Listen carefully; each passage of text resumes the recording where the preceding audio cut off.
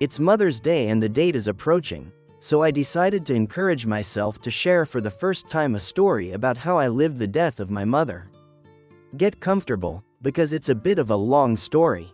I think that when you're close to someone who's going to die, time goes by very slowly. You start to appreciate more their words, their gestures, to memorize the sensations, the aroma, and everything you want to keep for the day you say goodbye forever. Perhaps that was what led us to have dreams about our mother's final destiny, but mine went a step further. I was in the United States when she wasn't sick yet, and one day, don't ask me how, I heard a voice telling me, "Don't tell Mom anything bad anymore." Those words were so firm that I couldn't refuse. I stopped telling my mother bad news. Everything I told her were good moments, and I stopped complaining to her. When I was returning from the United States to Torreon, I was very ill. I got a very bad flu, and it was my birthday, so I was sad. During the journey, I heard a voice again, "Disease in the brain." I repeat, I had a fever, so I thought it referred to me, but at the same time, I felt it wasn't me, but my mother. And in those moments I thought of Alzheimer's. It made me very sad to think that she could get sick from that, being the incredible person that she was. In the end, I attributed that strange effect to my illness and I wanted to ignore it. However, 2 weeks later, Mom fell ill, had severe headaches that did not leave her in peace for an hour. They did a lot of studies, and I panicked because I knew I had a disease in my brain because I remembered the voice, and I did not dare to tell anyone until one night I heard her delirious.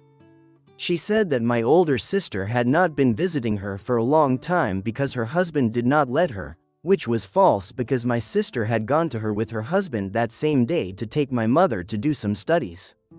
With a lot of fear, I told another of my sisters what I suspected.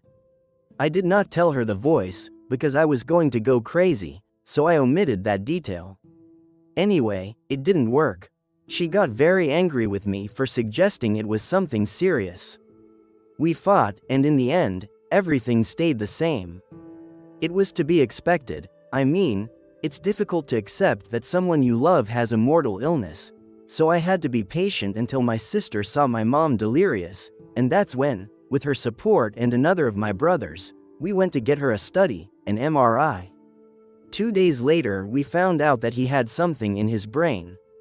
The doctors did not know if it was a tumor or cysticercose, but as soon as they told me the word tumor, I felt that I had to look for them. I was on the internet reading about the effects, symptoms and everything related, and then a term, glioblastoma multiforme, came up. And again I felt as if a force told me this is what your mother has. This time I kept silent. I did not mean to tell anyone. I wanted to believe that I had gone mad, that I was hearing voices, and that I should go to a psychiatrist soon, and I waited. I begged with all my heart that they were wrong. The doctors told us that they had to do an extraction to analyze it, but that unfortunately it was a high-risk surgery that could incapacitate it forever, so we chose not to do it. Later, the doctors refused to help us, and they didn't even want to tell us another option to analyze his condition. The surgeon was eager to open it, and that is why he ordered that they no longer give us a diagnosis, even if it were only one possibility. A few days later, the pains became so strong that my mother cried non-stop. She vomited a lot and she was tormented with pain. When that happened, we took her to emergencies to be treated, but the emergency room of the hospital, those of us who know it, we know how horrible it is that they ignore patients and mistreat them, so when we took her we didn't leave her alone for a moment. One day, while she was in emergencies, I went to spend the night there with her. Obviously, she was sedated most of the time, and the few moments she was awake I consoled her, took her hand, and told her that God would give us peace. From time to time the doctors would come to check her, or to take passers-by. On one of those occasions the doctors came and I stealthily read the sheet that the doctor had in his hand. And I managed to read it, glioblastoma multiforme, and then I knew it. I stopped ignoring the voice and surrendered myself to reality. Mom woke up at one of those moments and told me with great anguish that she wanted it all to end, that she could no longer bear the pain. So I told her, "Mom, don't worry, you have a mortal tumor and you have little life left." She asked me how much, and I said a few months, 6 perhaps. She complained because it was too long to endure so much pain, so I calmed her, saying that maybe it was less, that we prayed to God that it was not so much pain. Today I still think it is the coldest conversation I have had with her. To bear the fear, I started training karate. I went to training almost every day for an hour. I was really looking forward to it because it was the only time I could vent my pain.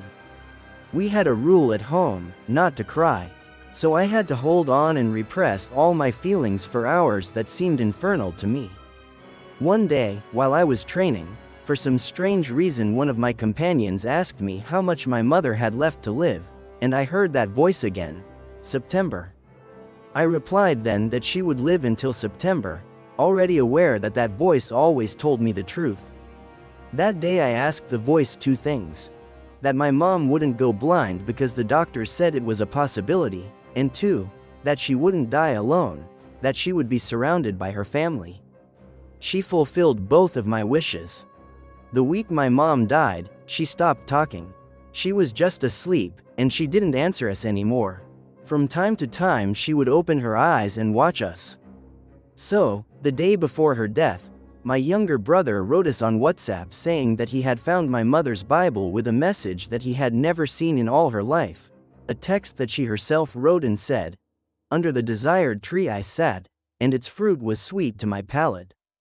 I am well. That day I knew that discovery was no coincidence. It was her farewell. I ran from work to home and saw that she was worse. She no longer reacted. She was completely gone, and her blood hardly circulated well.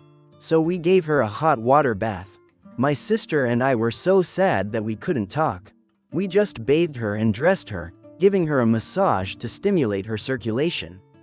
That day, without warning, all my brothers and sisters met. Even my brothers who live far away went home, all moved by a feeling that we couldn't explain. We were at home, we sang together, we sang to God and we prayed. I felt that supernatural presence that had told me of the future was there, encouraging me to talk to my mother despite the fact that she seemed no longer conscious. I approached her and said to her ear, "Mom, we are fine and we will be fine. We are old now, we can move on, go and rest." During the morning, while my brothers were having breakfast with my mom, she left. It was September 9, 2015. 2 days after the funeral, while I was cleaning the house, as I passed the room where she used to sleep during her last months, I heard her voice calling me, "Yael." I panicked and knocked on the door. I was completely alone at home and wasn't prepared for something like that. I stood still for a few seconds, waiting for something. And then I got up and said to her, "No, Mom, we don't have time for this." I turned around, closed the bedroom door, and felt as if she had truly left.